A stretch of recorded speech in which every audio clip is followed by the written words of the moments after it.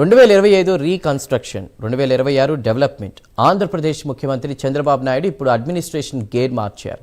సంక్షేమాన్ని వదలకుండానే అభివృద్ధిని పరుగులు పెట్టించేలా డబుల్ స్పీడ్ మంత్రాన్ని జపిస్తున్నారు. పోలవరం డెడ్లైన్స్ నుంచి దావోస్ పెట్టుబడుల వేట వరకు ఏపీలో ఇప్పుడు బాబు మార్క్ పాలన ఎలా సాగుతోంది?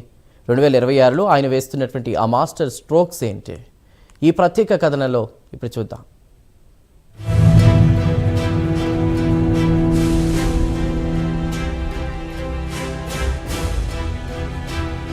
నవ్యాంధ్ర రాజకీయ యవనికపై విషనరీ ముద్ర మరోసారి స్పష్టంగా కనిపిస్తోంది. 2026 క్యాలెండర్ తిరగ్గానే ముఖ్యమంత్రి చంద్రబాబు నాయుడు తన పరిపాలనా వేగాన్ని అమాంతం పెంచేశారు. 2025లో వ్యవస్థల ప్రక్షాళన, పునర్నిర్మాణంపై దృష్టి పెట్టిన బాబు 2026ను ప్రగతి పరుగుల సంవత్సరంగా ప్రకటించారు. గడిచిన కొద్ది రోజులుగా సెక్రటేరియట్ నుంచి క్షేత్రస్థాయి పర్యటనల వరకు ఆయన వేస్తున్న అడుగులు చూస్తుంటే ఆంధ్రప్రదేశ్ అభివృద్ధి మ్యాప్ను బాబు పూర్తిగా రీరైట్ చేస్తున్నట్టు అర్థమవుతోంది. కేవలం హామీలివ్వడమే కాదు, వాటిని అమలు చేయడంలో రెట్టింపు వేగం ప్రదర్శిస్తూ విపక్షాలకు సైతం అందనంత ఎత్తులో నిలుస్తున్నారు. మరోవైపు పండగ సంతోషం మరియు సంక్షేమ భరోసా సంక్రాంతి పండుగ వేళ ఏపీ లోగిళ్లలో కొత్త వెలుగులు నింపడమే లక్ష్యంగా ప్రభుత్వం అడుగులు వేస్తోంది. సంక్రాంతి కానుక పేరుతో ప్రతి పేదవాడి ఇంట్లో పండగ జరగాలని చంద్రబాబు ఆదేశించారు. నూతన సంవత్సర కానుకగా ఎన్టీఆర్ భరోసా పెన్షన్లను పెంచడమే కాకుండా జనవరి 1వ తేదీనే సూర్యోదయానికి ముందే లబ్ధిదారుల చేతికి నగదందేలా యంత్రాంగాన్ని పరుగులు పెట్టించారు.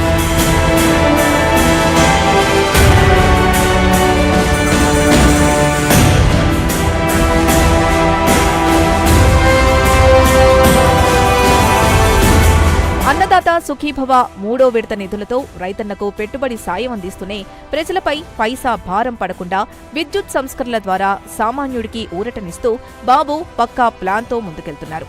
సంక్షేమం అంటే ఉచితాలు కాదు, అది పేదవాడి ఆత్మ గౌరవమని ఆయన మరోసారి నిరూపిస్తున్నారు. పోలవరం డెడ్ లైన్, నదుల అనుసంధానం, రాష్ట్ర ప్రయోజనాల విషయంలో రాజీ పడే ప్రసక్తే లేదని పోలవరం సాక్షిగా చంద్రబాబు స్పష్టం చేశారు. ఇటీవల ప్రాజెక్టు పనుల్ని స్వయంగా పర్యవేక్షించిన ఆయన 2027 మార్చి నాటికి ఫేజ్ 1 పూర్తి కావాల్సిందేనని అధికారులకు అల్టిమేటం జారీ చేశారు.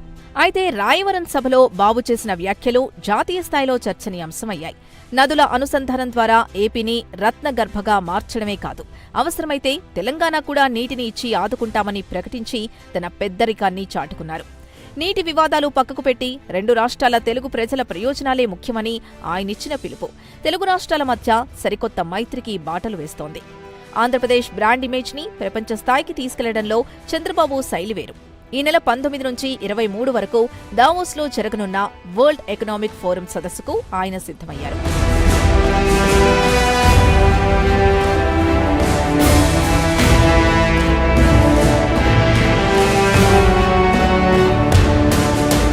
గూగుల్, మైక్రోసాఫ్ట్ వంటి దిగ్గజాలతో చర్చలు జరిపిన బాబు దావోస్ వేదికగా మరికొన్ని మెగా ప్రాజెక్టుల్ని ఏపీకి తీసుకురావడమే లక్ష్యంగా పెట్టుకున్నారు. రాజధాని అమరావతిలో ల్యాండ్ పూలింగ్ పనుల్ని యుద్ధ ప్రాతిపదికన పూర్తి చేస్తూనే 20 లక్షల ఉద్యోగాల కల్పన కోసం రూపొందించిన స్వర్ణాంధ్ర 2047 విజన్ అమలులో వేగం పెంచారు.